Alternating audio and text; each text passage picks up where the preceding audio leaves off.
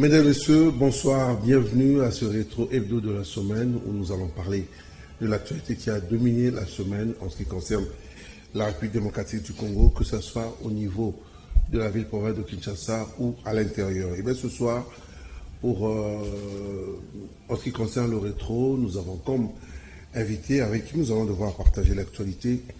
Il n'est autre que le président du parti politique Congo en avant, M. Médard Kankolongo. Avec lui, nous allons devoir commenter l'actualité. M. Médard Kankolongo, bonsoir. Merci pour l'invitation. Un plaisir de vous avoir sur mon plateau. Le plaisir est partagé. Comment se porte d'abord le parti Congo en avant? Très bien. Vous savez qu'on a subi cette injustice de la part des familles Bahati et notre parti faisait partie du regroupement politique AFDC. Qui était le président du AFDC. Oui, et ça c'est... Nous avons subi cette injustice qui ne dit pas un mot et nous on s'est dit, on quitte le regroupement. Nous avons retiré le parti au sein du regroupement AFDC allié et nous nous préparons maintenant pour voir. Ça c'est la grande information. En fait. Oui, exactement. Nous cherchons maintenant où nous pouvons nous retrouver, surtout pour préserver les acquis de notre parti. Merci beaucoup. Le 30 juin a été marqué par la fête de l'indépendance ici en RDC, mais il y a eu le discours du chef de l'État qui a lancé un message à la nation. Je vous laisse suivre. Mes très chers compatriotes, le défi sécuritaire auquel nous sommes injustement confrontés est complexe et exige une réponse collective, courageuse et déterminée de notre part. En cette journée sacrée de notre indépendance, je ne peux passer sous silence la grave situation sécuritaire qui secoue notre pays. Ce qui se passe à Kanyabayonga, à Kaini, au village du sud de Lubero, ainsi que dans les territoires de Rutshuru, de Nirangongo et du Massissi, constitue une agression flagrante contre notre souveraineté nationale et la paix de notre peuple. En ma qualité de président de la République et commandant suprême des forces armées et de la police nationale, je tiens à vous assurer de ma détermination inébranlable à défendre l'ensemble de notre territoire et à rétablir la paix. Nos vaillants soldats sont en première ligne et ensemble, nous triompherons de cette agression injustifiée. À nos frères et sœurs de Kanyabayonga et des régions avoisinantes, je veux exprimer ma profonde solidarité et ma compassion face aux souffrances que vous endurez. Votre courage et votre résilience sont une source d'inspiration pour la nation tout entière. Soyez assurés que je mets tout en œuvre pour rétablir la sécurité et protéger nos concitoyens. Je viens de tenir un Conseil supérieur de la défense élargi et des instructions claires et fermes ont été données pour la sauvegarde de l'intégrité territoriale de notre pays. Ensemble, unis et déterminés, nous surmonterons ces épreuves et nous restaurerons la paix et la sécurité dans notre chère patrie. Mes très chers compatriotes. Voilà, à présent nous allons suivre la réaction du député national, le président Njoli, qui a réagi en rapport toujours avec les 64 ans de l'indépendance en RDC, mais lui il a plus tablé sur le volet économique. Il demande à ce que les Congolais puissent s'approprier leur économie pour rebooster la République. Suivez la réaction du président Njoli. 64 ans pour un État, c'est beaucoup, mais c'est très peu. Il y a des nations qui sont millénaires. Mais nous devons, nous Congolais, comprendre que Dieu qui nous a donné cette terre veut que nous puissions en faire un vrai paradis terrestre où coule le lait ou bien pour son peuple. Parce que ce peuple croit à ce pays. Et c'est à nous maintenant de transformer ces credos, ces rêves en réalité. Et nous pouvons le faire. Nous pouvons le faire. Donc c'est ce que je peux faire retenir. Je crois qu'aujourd'hui, on a tendance à regarder ce qui ne va pas. Mais dites-vous que nous avons organisé 4 cycles électoraux. Nous avons pu réussir l'alternance. Nous sommes un État peut-être pas totalement démocratique, mais dans la région ici, personne ne fait en termes démocratique, ce que nous faisons.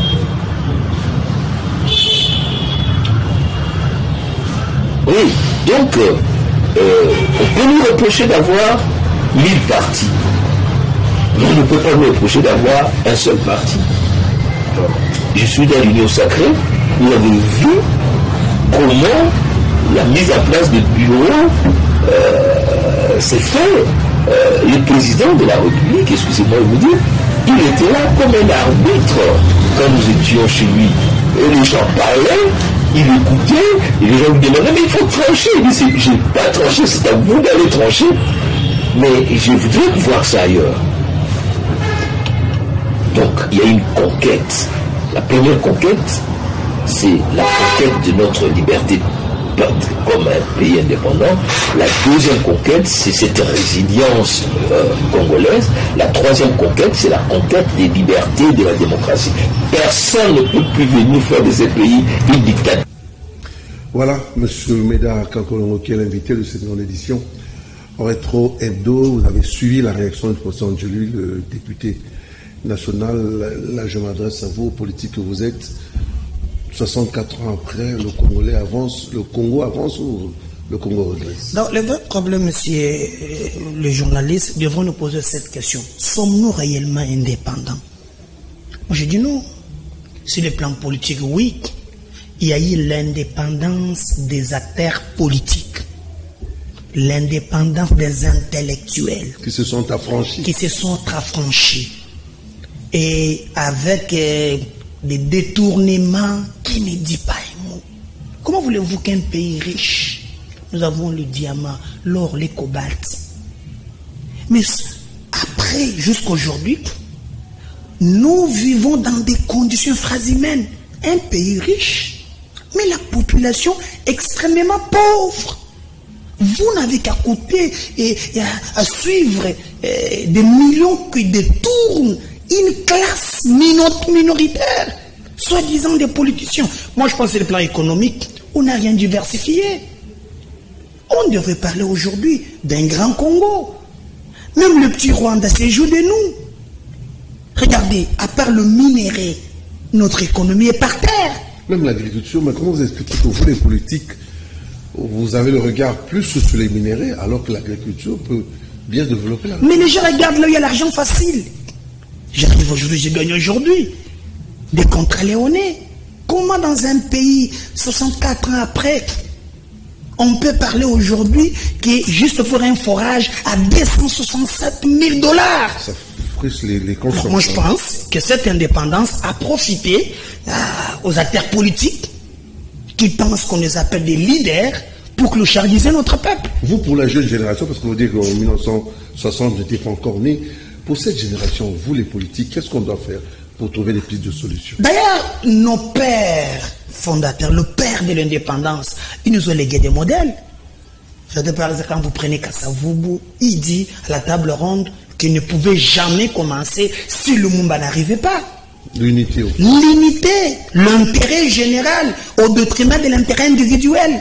Mais regardez aujourd'hui, c'est autre fois que je m'y mette. Aujourd'hui, il y a des acteurs politiques qui travaillent pour les intérêts privés. Ce que Lumumba fait, ce que Kasavubu a fait. Tu vois le Kago il le fait aujourd'hui? Tu vois certains politiques, le Konyang il le fait aujourd'hui? Le dépassement de soi.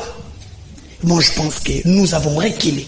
Lorsqu'on parle au père fondateur avec la classe politique, une classe politique non classable, c'est regrettable.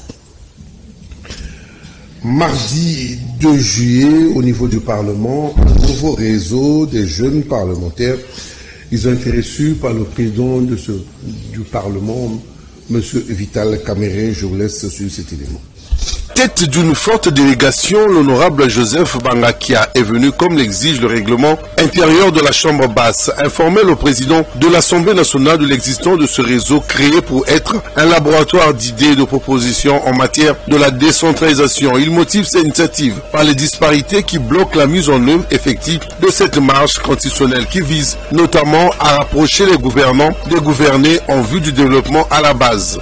Nous avons un immense territoire national. Nous ne pourrons pas le développer si le développement ne part pas à partir de la base. D'après l'élu de Rungu et ancien vice-gouverneur de la province orientale, il était plus important de mettre en place ce réseau au sein des institutions habilitées à contrôler la gestion de l'exécutif. Nous sommes conscients de notre rôle de parlementaire ayant cette expérience. Nous allons la mettre à la disposition de la République pour que la RDC se développe de la base, exerce pleinement sa souveraineté sur toute l'étendue de son territoire national et pour que les services publics sont efficaces. Le REPAD, c'est l'abréviation de notre réseau, fera ce travail de laboratoire, de proposition et d'action au service de la grandeur de la RDC.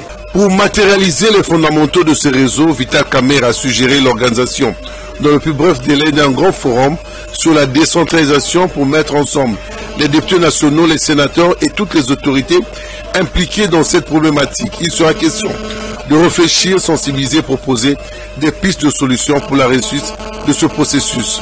Il est à noter que ce réseau est composé notamment des élus, anciens ministres en charge de la décentralisation, anciens gouverneurs de province, anciens ministres provinciaux et autorités coutumières.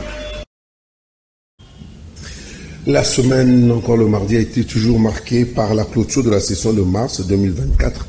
Mais cette fois-ci, au niveau de l'Assemblée provinciale de Kinshasa, les députés provinciaux sont partis en vacances. Ils vont revenir bientôt. Dans quelques mois, suivez cette clôture. Les députés provinciaux de l'Assemblée provinciale de Kinshasa ont pris part à une plénière ce lundi 1er juillet consacrée à la clôture officielle de la session ordinaire de mars 2024. Dans son discours de clôture, le président de l'Assemblée provinciale de Kinshasa, Lévi Mbuta, a condamné fermement la tentative de coup d'État déjoué par l'armée le 19 mai dernier avant d'indiquer que le seul moyen d'accéder à la magistrature suprême reste les élections. Il a aussi salué le travail parlementaire réalisé par les élus de la capitale tout au long de cette session ordinaire de mars. Un travail remarquable, a-t-il déclaré. Les matières prévues dans cette session ordinaire de mars, notamment l'investiture des membres du gouvernement, l'audition du programme d'action du gouverneur de la ville n'ayant pas été épuisée, une session extraordinaire sera convoquée dans les prochains jours, a-t-il annoncé.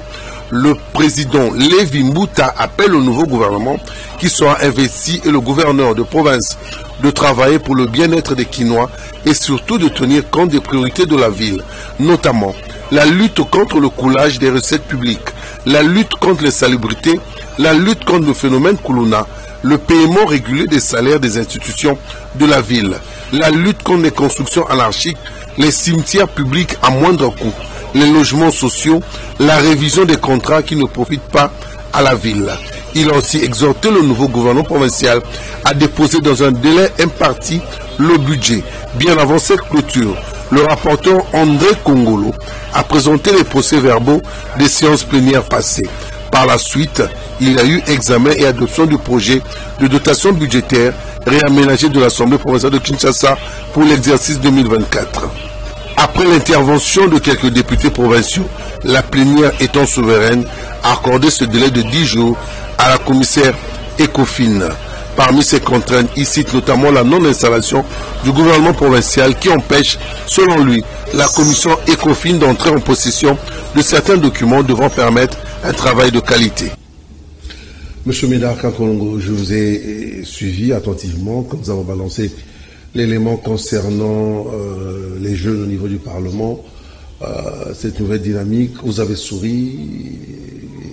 Qu'est-ce qui vous a fait sourire en fait? Bon, en regardant, je me suis posé la question, je vis Younes Vieux-Mao, qui était l'ancien gouverneur du Kassa oriental, il est jeune. J'ai vu notre vieux, là, Moussa Nyamous, qui est jeune. Bon, le problème n'est pas de caricaturer les gens, mais c'est la faisabilité. Dire, c'est faire. Quand on ne sait pas dire ce qu'on fait, alors il faut se taire. Moi, je regarde vraiment entre les lignes, je me dis, j'ai vu le président Vital. Il y a eu des vacances parlementaires. J'ai vu qu'il a pris un bon nombre des élus pour les amener au Canada. C'est une mission officielle. Hein? Ils ont oui, mais écoutez, c'est bien, c'est bien. 3 missions qu'ils ont fusionnées. Donc c'est pour la cause de la République et surtout aussi qu'ils vont parler aussi de la guerre de l'Est.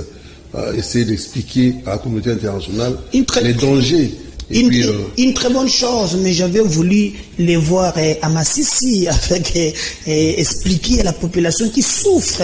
Alors je veux aussi ces députés-là mobiliser, les voir à Ndoundo Bouteji, je vais les voir dans le Congo, puis je voulais les voir aussi à Karawa. Bon, quand je vois ces gens, c'est mon parce qu'il s'agit de l'Europe, et voir même l'Amérique, ils sont là mobilisés pour, parfois, on a parlé de 10 millions, on a parlé de 1 million, tantôt 500 000. Mais cet argent-là pose problème. Allez-y, la version des Français, quand nous filmons, quand nous partons, quand nous allons, mais le peuple souffre. Je vais par exemple, on a parlé de la décentralisation. Lorsque, au jour d'aujourd'hui, monsieur le journaliste, vous savez qu'on n'a pas pu organiser les élections de bourgmestre qui a été prévu le 19 juin. Ils disent qu'il n'y a pas d'argent. Il n'y a pas d'argent, mais ça c'est... Alors, on dit quelque chose de son contraire. Ouais. Comment ne devrions-nous pas nécessairement commencer le développement à la base? Maintenant, nous avons un régime où nous avons des conseillers élus et nous avons des bourgmestres nommés. Ils doivent être élus. C'est un contraste. En contradiction. Et les bourgmestres disent non, vous ne allez me contrôler dès lors que moi j'ai été nommé par le président. Alors que le développement devrait commencer à la base. Mais il y a l'argent où? Pour donner aux lampadaires? Il y a l'argent où? Pour aller au Canada? Il y a l'argent où? Pour 267 000 $ pour un puits? Mais je ne comprends absolument rien. La priorité. Donc moi je pense, comme Nemble l'a dit, le parlementaire devrait travailler pour le vrai problème. C'est pas du populisme. Non, c'est du populisme d'ailleurs. Regardez, vous avez vu les dossiers qui sont dans les réseaux sociaux où j'ai vu le président de notre Assemblée nationale. La priorité, c'est les enfants de Julien Piana et de Didier Kinouani, où il a instruit même le ministre des Affaires étrangères. Ils sont dans leur droit. Voilà, alors les enfants de Mario. Non, moi je ne suis pas dans les institutions. Donc vous pensez que les institutions leur donnent droit. Il n'y a pas la priorité. Ne confondons pas l'urgence et les priorités. Travaillons pour le peuple. La démocratie, c'est le pouvoir du peuple. Et faisons tout pour rendre compte à ce peuple. La semaine aussi a été marquée par la clôture de la PK, l'Assemblée provinciale, où les Quinois attendent beaucoup de ces députés, parce qu'il faut dire que le gouverneur partant a pratiquement laissé la capitale dans une situation très chaotique, très sale, et il vient à peine de commencer, ils sont en vacances. Qu'est-ce que vous avez foi en ces députés cette fois-ci? Qu'est-ce que je peux faire? J'attends.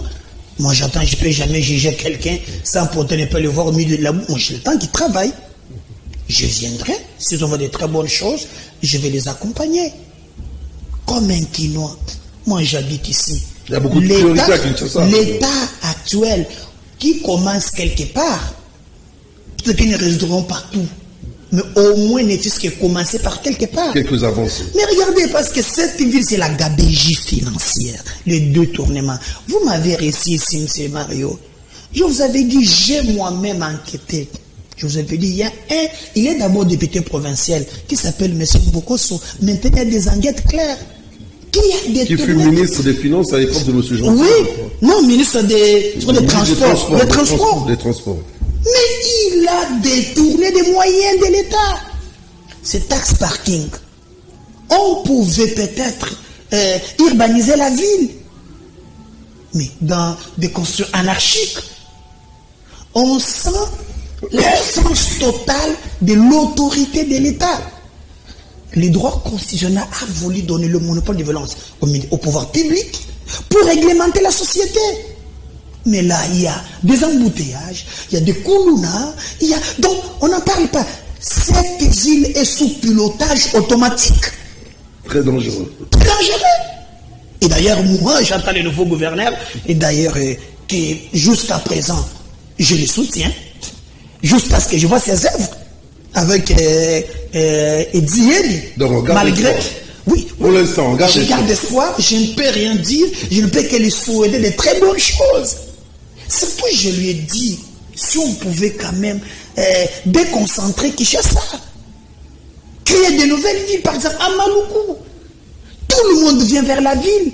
C'est très grave.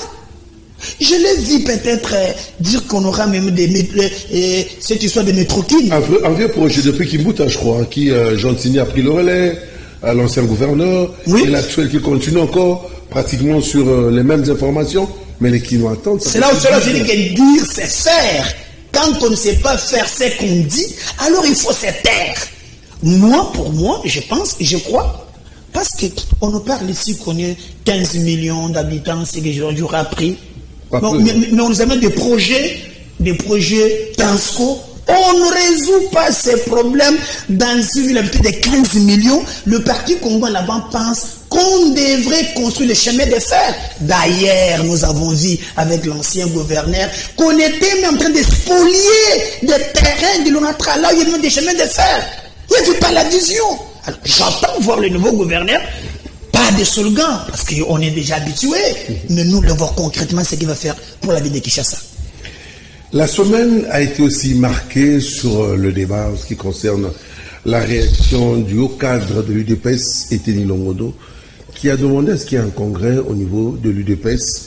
Et là, vous avez la réaction d'un cadre de l'UDPS, M. Félix Kayembe, qui a réagi sur les propos de M. Eteni Longondo. Je vous laisse suivre, M. Félix. M. Eteni Longondo doit savoir que nous étions en congrès le 26 août 2023. Dans ce congrès, nous avions investi Félix Tshisekedi comme candidat président à l'élection présidentielle et aussi comme haute autorité de référence de l'UDPS. Troisième résolution, c'était honorable Augustin Kabouya, qui a été investi comme secrétaire général qui devrait engager l'UDPS au pied des tierces pour un mandat de 5 ans. Et donc, je ne vois pas comment est-ce que l'on peut encore demander un autre congrès aujourd'hui pour que nous puissions faire quoi avec. Moi, je pense que Eteni Longondo veut tout simplement monter un coup d'État à Félix Tshisekedi et violer le statut de l'UDPS. Nous ne pouvons pas permettre cela. Je comprends tout simplement, c'est parce que il n'était pas nommé comme ministre. Voilà pourquoi aujourd'hui, il commence à réclamer les congrès. Pourtant, nous étions en congrès l'année passée, le 26 août 2023, et après les résolutions bien entendu de Kisanto, c'est tout simplement de la haine, c'est tout simplement d'un positionnement politique qu'il est en train de chercher, et pourtant Augustin Kabouya travaille de main de lettres, dirige l'UDPS de main de lettres, et aujourd'hui nous sommes la première force politique, tout simplement parce que l'honorable Augustin Kabouya a mis son intelligence en œuvre, et nous sommes ce parti politique qui fait la fierté du pays, et dire aujourd'hui qu'on doit aller au congrès en violation de notre statut, en tout cas on ne doit pas le permettre. Je demande à toutes les combattantes et ces combattants d'être calmes, et nous sommes derrière l'honorable Augustin Kabouya Chilumba. Personne ne peut aujourd'hui solliciter un congrès, c'est juste pour faire un coup d'État à Tshisekedi comme haute autorité de référence de l'UDPS et violer aussi les statuts. Voilà pourquoi les combattants de ces combattants disent non à cette démarche suicidaire de M. Eteni Longondo.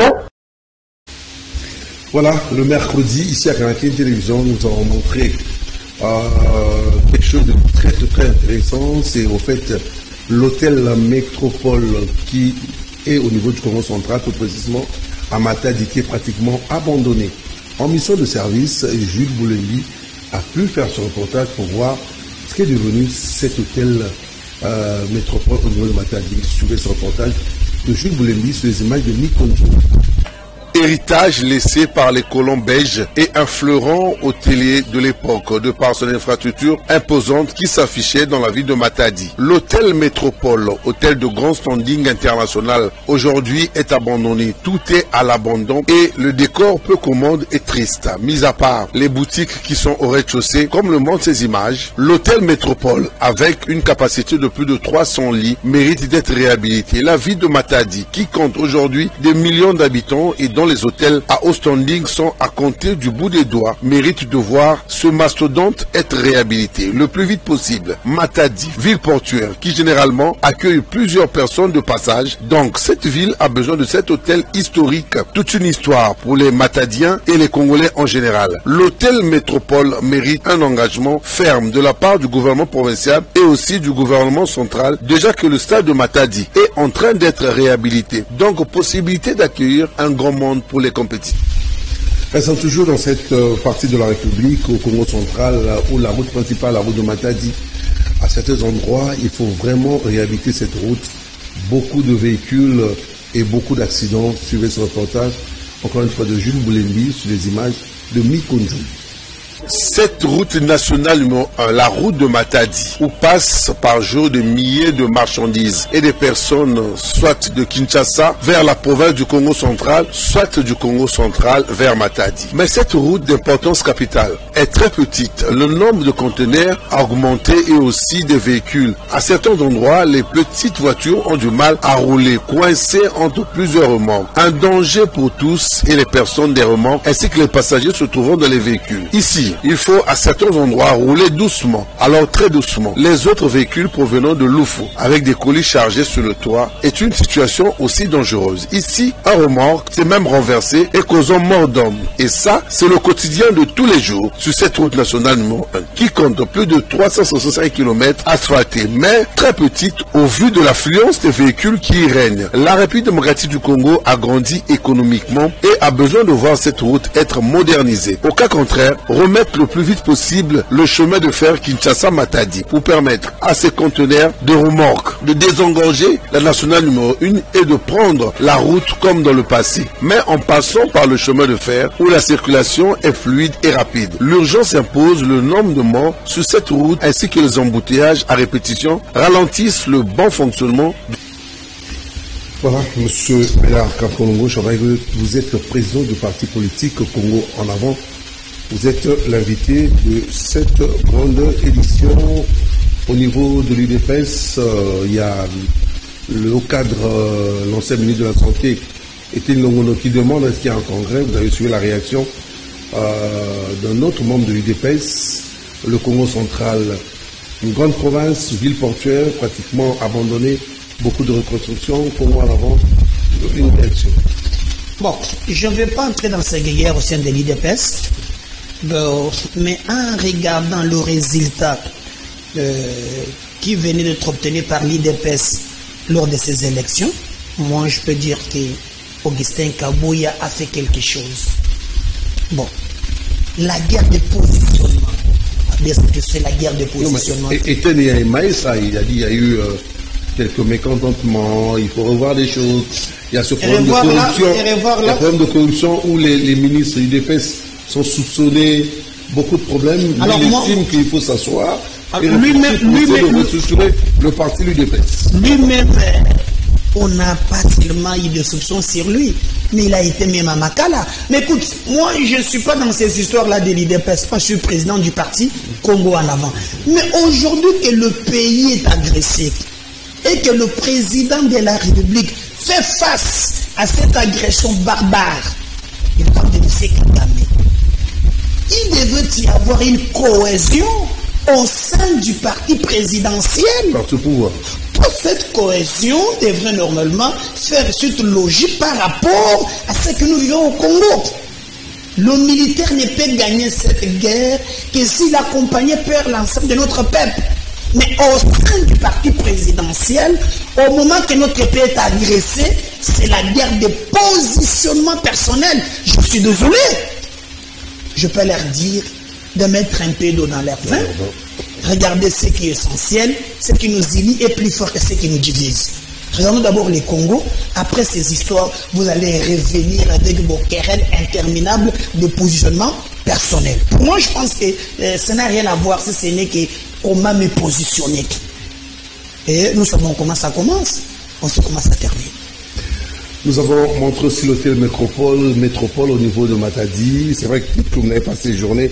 Ça fait longtemps que ça a été bloqué. Puis aussi la route nationale. Mais il faut vraiment innover pratiquement dans plusieurs secteurs de la République pour essayer de revoir un peu les infrastructures. C'est important. Parce que le cas de Matadi, c'est un peu partout à travers la République. Alors, nous avons un problème dans ces pays. Le mandataire de l'État, le ministre et autres sont en train de détruire le bien de l'État pour construire des hôtels privés. Et quand vous arrivez là, c'est un-même, il y a un ministre, c'est le gouverneur, c'est tel. Et quand vous arrivez, il va directement vous acheminer. Il y a des contrats privés entre des gouverneurs de province et ces hôtels privés. C'est pourquoi ils s'organisent à détruire l'État. Nous avons aujourd'hui des particuliers très riches que l'État lui-même. Et c'est pour la République des détournements. Est-ce que tu déjà entendu un politique qui tourne $10 000? Non. C'est des millions. C'est des millions. Mais dans un pays où les peuples vivent moins d'$1 par jour, donc ils se sont arrangés pour détruire l'État, pour s'enrichir illicitement et c'est fait à dessein. Je pense qu'avec le nouveau gouverneur, avec Madame Soumina, qui est très jeune aussi, le nouveau gouverneur. Voilà, je pense qu'ils feront quelque chose pour établir cet hôtel. Le jeudi a été marqué par cette grande réunion du vice-premier ministre, ministre de l'Intérieur. La réunion de la commission spéciale de loi et textes réglementaires en ce qui concerne le gouvernement de Jojo Mutombo pour le reportage suivi.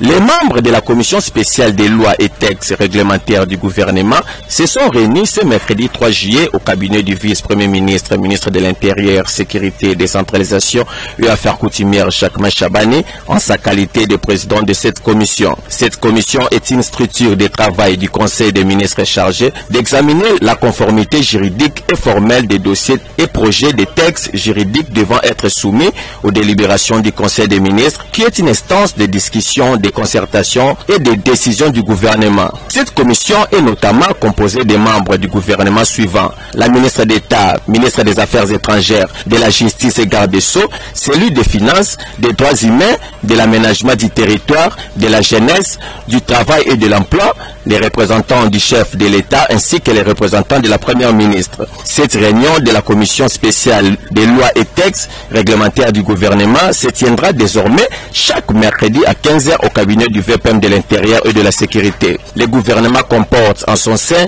4 commissions: la commission spéciale politique, justice, défense et sécurité, dont le VPM est aussi membre, la commission spéciale loi et textes réglementaires, dont le VPM est président, et des autres commissions ECOFIN et reconstruction, ainsi que la commission sociale et culturelle, dont le VPM n'est pas membre. Bientôt, au niveau de nos banques, ici en République démocratique du Congo, ça sera plus le franc congolais, le dollar. Au niveau des guichets, le franc congolais qui sera privilégié, c'est au mois de juillet que les choses doivent commencer. C'est un peu cette réflexion de la rédaction de Caraïtine Télévision. Les gouverneurs de la Banque centrale du Congo, BCC, ont décidé d'utiliser davantage la monnaie nationale dans les transactions. Selon la BCC, cette mesure fait partie des dispositions de la réglementation de change qui prévoit la fixation et l'affichage des prix en monnaie nationale. Aussi, elle instruit la direction de la surveillance des systèmes de paiement d'accompagner les commerçants dans l'application de la nouvelle réglementation. Une surveillance s'impose afin que ces terminaux soient paramétrés uniquement en francs congolais, au risque d'assister à de longues files d'attente devant les guichets, et les banques pourront être... Monsieur Médard Congo, vous avez suivi, il faut privilégier le franc congolais, une manière aussi de rebooster l'économie. L'Angola l'a fait. À un moment donné, c'était pas facile, mais aujourd'hui, en interne, le Kwanza a pris de l'ascendance sur le dollar. Est-ce une bonne décision? Non, moi je pense que évitons la... Il faut commencer par quelque chose. Il faut éviter la politique sensationnelle. Nous devons faire dire la vérité. Nous devons produire, M. Mario. Le reste, ce sont... Les peuples n'ont pas besoin des Français. J'ai vu Moko que les autres ont recommencé, non. Après économique, taux de croissance, le peuple veut voir du concret. Hein? On est fatigué des discours qui nous reviennent à tout moment. Non, nous devons produire. Par exemple, si moi je produis, j'impose aux acheteurs, nous acheter en francs congolais. Là c'est plus significatif. Exact. Nous ne produisons rien. Toutes ces mesures, ce sont des mesures impopulaires pour tromper notre peuple, justifier les jetons de présence. Et après les rencontres, il n'y aura rien. Mais le franc congolais est pratiquement balotage. Dans le 28, 5, c'est 22, c'est 30. Donc moi, je pense que nous devons mettre l'accent sur la production. Même le Pierre vient de la Chine. Nos minéraux quittent le Congo en état brut. À quoi servent ces intellectuels? Non, moi je fais mon master au Canada et Québec, et moi je fais à Tombouctou. Mais nous voulons du Congo, nous produisons quoi? Et la zone économique de Maloko, jusqu'à présent, il n'y a absolument rien. Nous, on est vraiment une classe politique des intellectuels. Moi, je vis quelqu'un. Moi, je viens de Québec. Moi, je fais au Toronto. Mais vous produisez quoi en réalité? À part des Français. Des gros mots là. Ton 106. Même quand on a détourné l'argent ici des Père Nicolas, j'ai senti qu'ils ont sorti mon nom. Cet argent est logé dans un compte séquestre. Mais quand on vous dit compte séquestre, tu comprends quoi? Cette maman-là qui a à Malou, tu comprends quoi compte séquestre? Nous, on cherche l'argent. On a besoin de construire des routes. Produisez.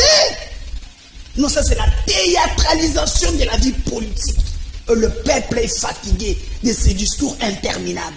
Nous voulons passer aux actions. Donc, moi, je pense que tout ça, c'est raconter leur vie. Vous allez voir après. Donc, il n'y aura rien. Tant qu'on ne produira pas, il n'y aura absolument rien. Il faut produire. Le vendredi a été marqué par la rencontre du vice-ministre des Finances, Samuel Mbemba. Une réunion sur les contentieux de la République démocratique du Congo. Trouver les moyens afin de régler trouver les moyens pour récupérer les dettes de la République démocratique du Congo. Sur cet élément de Jules Boulay. Le vice-ministre de la Justice et du Contentieux international, Maître Samuel Mbemba Kabouya, a présidé ce jeudi 4 juillet une réunion visant à faire le point sur les contentieux internationaux impliquant la République démocratique du Congo. Il s'agissait de passer en revue les différents contentieux impliquant la RDC et les autres parties concernées, de réfléchir aux moyens de paiement et de mettre en place une stratégie d'action pour les vice-ministres en ce qui concerne ces secteurs. Pour le vice-ministre Samuel Mbemba Kabouya, le groupe de travail doit également s'occuper de contentieux impliquant la République démocratique du Congo qui doivent recouvrer ses créances auprès d'autres États et particuliers. Plusieurs délégations ont pris part à cette activité, notamment celle de la présidence de la République, de la primature, du ministère des Finances, du ministère des Affaires étrangères, de la Banque centrale du Congo et de la Direction générale de la dette publique. De sa part, Madame la ministre Irène Esambo a aussi organisé une grande réunion avec des personnes vivant avec handicap où les échanges ont tourné autour de leur participation dans l'économie ici en République démocratique du Congo, et ces personnes vivant avec handicap ont lancé un grand message. Ils ne veulent plus de la manipulation des politiciens. À regard sur ce reportage de Jules Boulay. Les membres du mouvement de réveil de personnes vivant avec handicap de la RDC ont sollicité et obtenu une audience auprès de Madame la ministre déléguée, auprès du ministère des Affaires sociales chargé des personnes vivant avec handicap et autres personnes vulnérables dans son cabinet de travail ce jeudi 4 juillet 2024. Alors qu'elle venait de rentrer des assises de Genève qui portaient sur le lancement du rapport phare du groupe du travail sur la réduction de moitié de la violence mondiale, Madame la ministre Irène Esambo ne s'est pas empêchée de recevoir ses hôtes qui avaient un message particulier à lui transmettre en dépit de ses multiples charges à la veille de la réunion du Conseil des ministres. Leur message manifestait leur mécontentement contre la manipulation dont ils sont victimes de la part de certains politiciens frustrés et en crise de positionnement qui se recroquevillent derrière les personnes vivant avec handicap pour les déverser sur la rue afin d'assouvir leur soif insatiable du pouvoir. Après un échange à cœur ouvert, Irène Esambo Diatta leur a prodigué quelques conseils pour revoir leur comportement afin de laguer dans l'opinion le caractère violent dont souvent est accusée la personne vivant avec handicap. Elle leur a brossé les efforts fournis pour définir la gouvernance de la donne handicap dans notre pays avec la promulgation de la loi et différents décrets relatifs à la promotion et à la protection des droits de la personne vivant avec handicap, outre la mise en place du secrétariat général. Elle a promis de s'impliquer pour réduire tant soit peu la souffrance et la misère de la personne handicapée tant à Kinshasa, à l'intérieur comme à l'extérieur du pays. Au sortir de cette audience, Flavien Makaya, désigné comme porte-parole, a déclaré à la presse ce qui suit. je cite Excellence Irène Sambo, c'était pour nous faire la restitution de ce qui a été son périple en Suisse récemment, et là où elle est allée palper du doigt certaines réalités en rapport avec la vie des personnes handicapées. Et sur ce, quand elle est venue, elle nous a réunis ici pour que nous puissions, nous, en tant que communicateurs du ministère, passer aussi les messages auprès de nos semblables.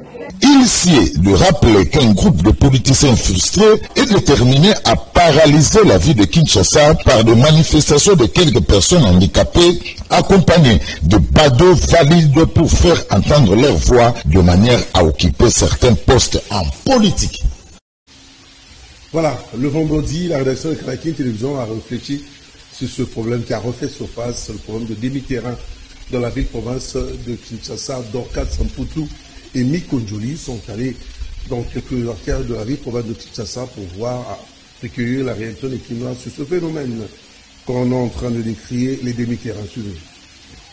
Se déplacer en transport en commun, taxi-bus, devient un casse-tête pour nombreux habitants de Kinshasa. Il faut débourser beaucoup d'argent pour certains trajets. Pour cause, les phénomènes demi-terrain instaurés par le chauffeur qui impose aux clients tout au long de la journée. Ces phénomènes consistent à s'arrêter et à débarquer le passager à mi-chemin. Les conducteurs font payer le double ou les triples de prix de la course pour amener le passager à destination. D'autres conducteurs évoquent l'état de délabrement de certaines routes de la capitale et les embouteillages. Depuis l'époque jusqu'aujourd'hui, nous avons vu beaucoup de problèmes concernant les transports pour les Congolais.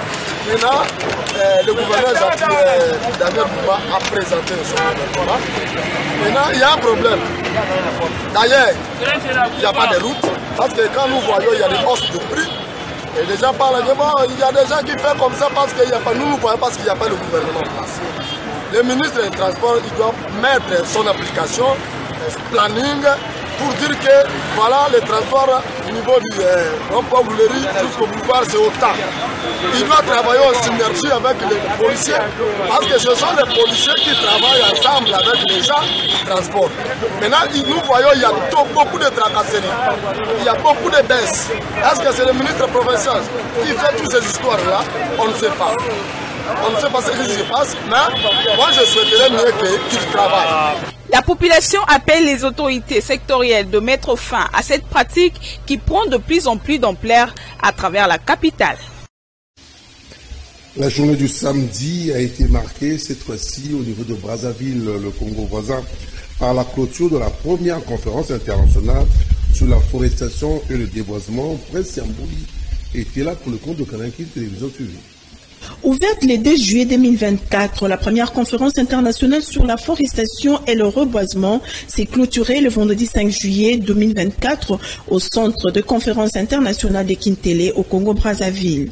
Sous l'égide du président congolais Denis Sassou Nguesso, le segment de haut niveau a débuté par une séance de planting à l'esplanade du centre avant la cérémonie solennelle sanctionnée par un communiqué final après 4 jours de travaux marathon des experts. L'on retiendra que la forestation et le reboisement sont des piliers dans la lutte contre le changement climatique. Après examen de recommandations ministérielles, le segment présidentiel a adopté 9 de ces recommandations avec un avant-projet des axes prioritaires du cadre stratégique décennal pour la forestation qui sera soumis à toutes les parties prenantes pour approbation et signature. La CRC veut un cadre de renforcement de la coopération entre les États, assure la mise en œuvre de politiques devant soutenir le financement durable et innovant, intégrer les communautés locales, y compris les peuples autochtones, promouvoir des solutions basées sur la nature et la mise en place du titre honorifique d'Amar pour gratifier un pays. Représentant le président de la République démocratique du Congo, la ministre d'État, F. Bazaïba, a souligné que le forêt joue un rôle fondamental dans l'adaptation et l'atténuation de la crise climatique. Elle constitue les poumons de la planète en absorbant les dioxydes de carbone et en produisant de l'oxygène vital. Occasion pour F. Bazaïba de relever que la RDC possède près de 67% des forêts du bassin du Congo, une richesse menacée aujourd'hui par l'activité humaine. Et pour relever ces défis, F. Bazaïba a suggéré l'action commune avec détermination et solidarité, car la protection des forêts est une question de responsabilité. Le président Denis Sassou Nguesso, hôte de ces assises, a clos les travaux en conscientisant ses hôtes par un appel pressant d'une solidarité agissante par la responsabilité collective. Il faut noter que cet avant-projet de résolution sera présenté aux Nations Unies et aux partenaires financiers acquis à cette cause au profit de l'humanité. Revenons ici à Kinshasa, où le week-end était aussi marqué par cette grande réunion du Task Force, le haut commandant militaire qui était en réunion avec le chef de l'État suivi. C'est de très près que la situation sécuritaire dans l'Est de la République démocratique du Congo est suivie à la présidence de la République. Près d'une semaine après la réunion du Conseil supérieur de la Défense, le chef de l'État Félix Antoine Tshisekedi Tshilombo a réuni autour de lui ce vendredi 5 juillet 2024 la première ministre, chef du gouvernement, le vice-premier ministre, ministre de l'Intérieur et Sécurité, le vice-premier ministre, ministre de la Défense, la ministre d'État aux Affaires étrangères et le ministre de la Communication et Médias. Cette réunion stratégique a passé en revue un certain nombre de sujets parmi lesquels la trêve humanitaire dans l'est du pays, telle que proposée par le gouvernement américain pour permettre une intervention sur terrain. De cette réunion est ressortie la détermination réitérée du commandant suprême des forces armées et de la police de récupérer chaque portion du territoire national occupé par le Rwanda et ses supplétifs du M23. Mais ce qu'il faut retenir, c'est que comme il avait dit au cours de la dernière réunion du Conseil supérieur de la Défense, que la détermination est restée la même pour s'assurer que nous faisons tout pour récupérer chaque portion de notre territoire national occupé par ces terroristes et par le Rwanda. Et il y a déjà beaucoup de pressions qui sont faites sur le Rwanda. Notamment, vous avez suivi le blocage de l'aide humanitaire prévue par l'Union européenne. Tout ça, ce sont des choses qui peuvent rentrer dans le cadre de nos efforts diplomatiques, parce que vous savez que nous sommes sur plusieurs fronts à ces sujets. Et donc, c'est dans cette optique que nous avons terminé la réunion. La suite de ces discussions aura lieu ce même vendredi avec la task force du haut commandement militaire, et dans le cadre de suivi régulier de la situation, des rencontres devront encore se multiplier dans le jour et les... L'actualité a été marquée ce week-end aussi par le report des élections au niveau de Mai-Ndombe. Je voulais suivre la déclaration du parti Sénat, parti cher au président Aimé Pascal Amongo. Les cadres de ce grand parti ont réagi, ils ont livré leurs impressions au micro de Patissou. La population de Mai-Ndombe, en présence du chef de l'État, comme leur seul espoir. Le Sénat déplore et dénonce avec la dernière énergie les antivaleurs qui ont émaillé les processus de l'élection du gouverneur caractérisé par la corruption, les intimidations, la séquestration de députés provinciaux, actes répréhensibles qui constituent des infractions pénales, poussant les conseils d'État à annuler le deuxième tour de l'élection ayant proclamé provisoirement M. Nkoso Kevani, gouverneur de province.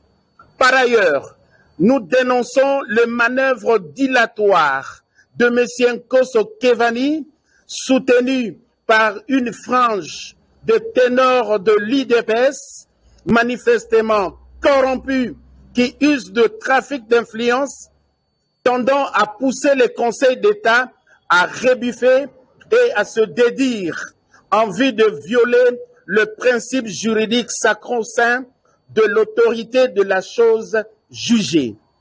Le Sénat rappelle à l'opinion que tous les candidats à l'élection de gouverneur se sont engagés comme candidats indépendants et non pour les comptes d'une quelconque formation politique.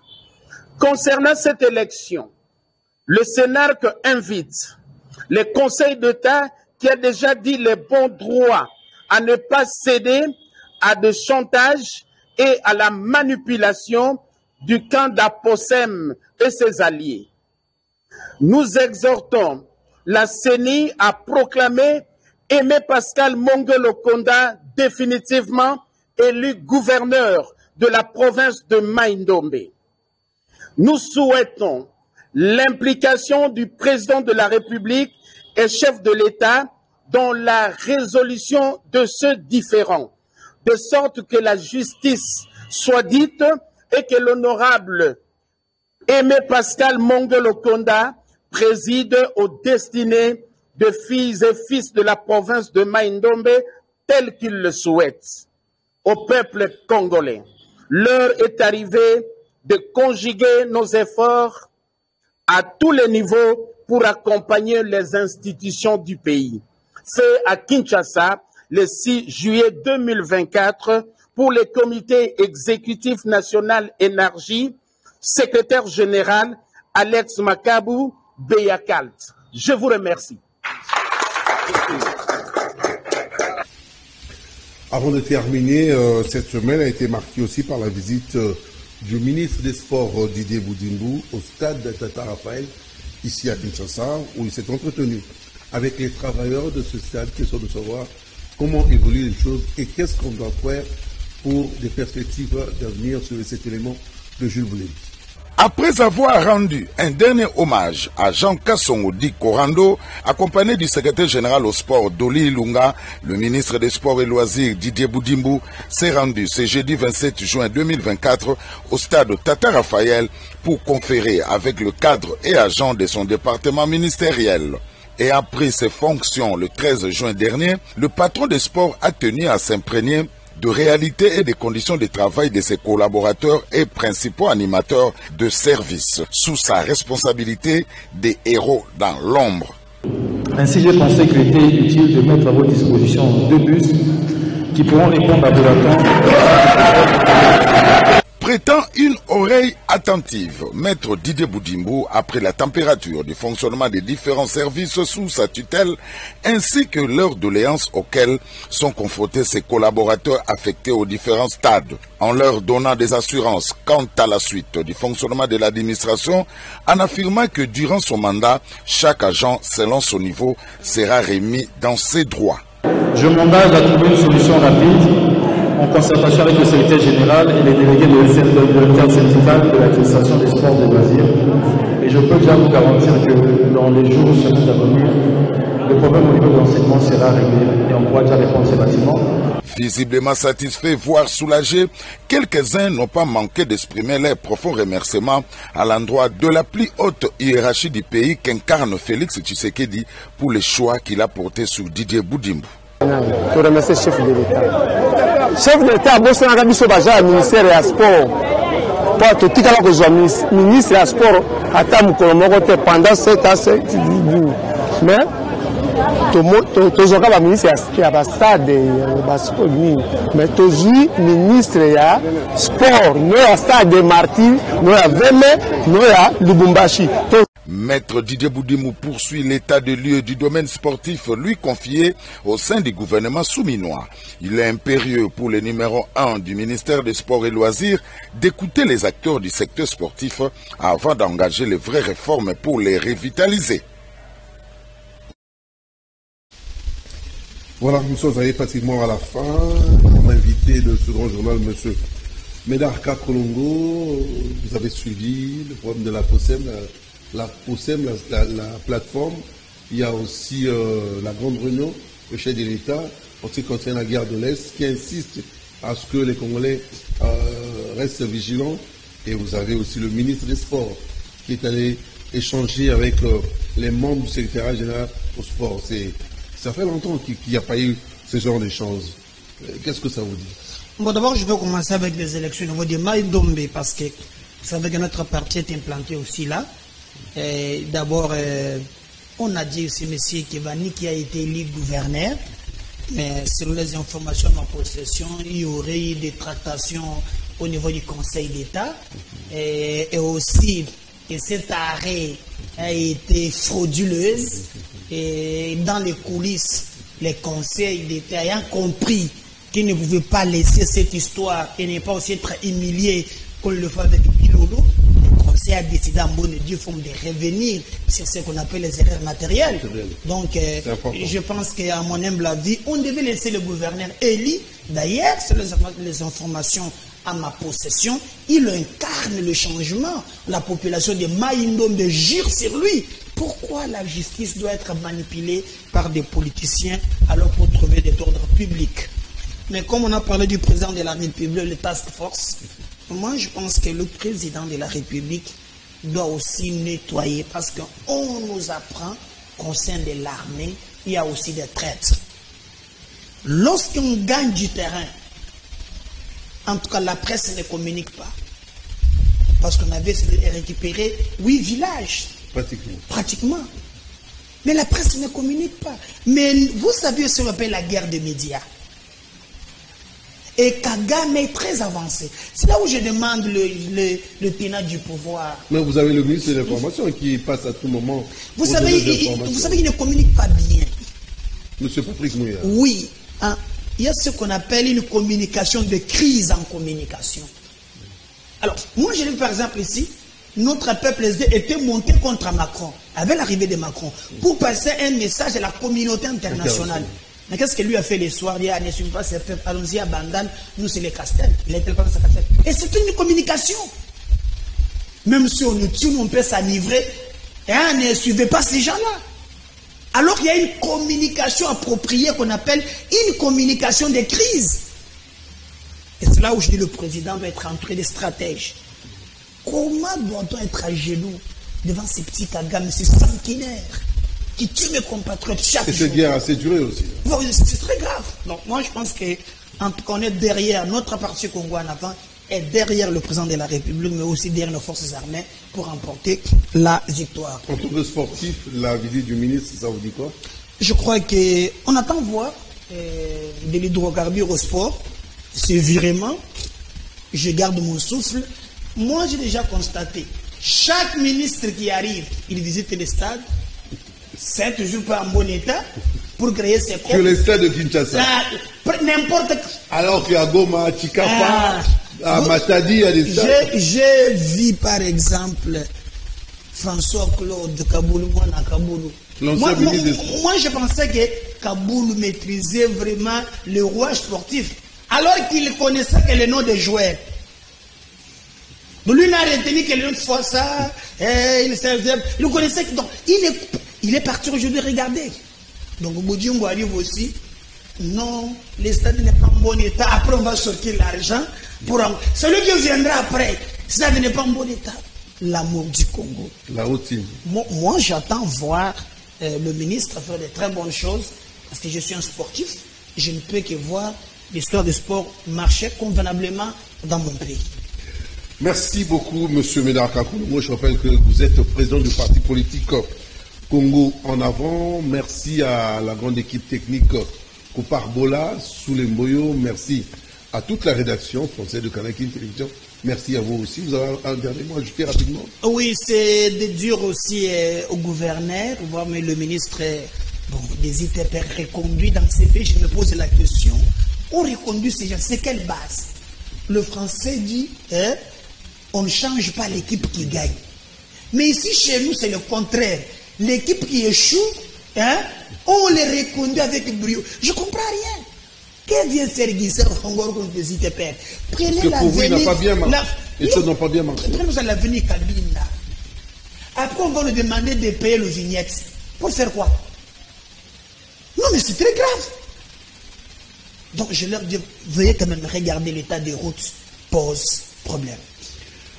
Son infini pour ce soir. La rediffusion, c'est demain, lundi à 7h, toujours sur la même chaîne, Canal Télévision. Mais l'info continue sur la chaîne YouTube de Canal Télévision. Allez, je vous dis bye bye, prenez bien soin de vous.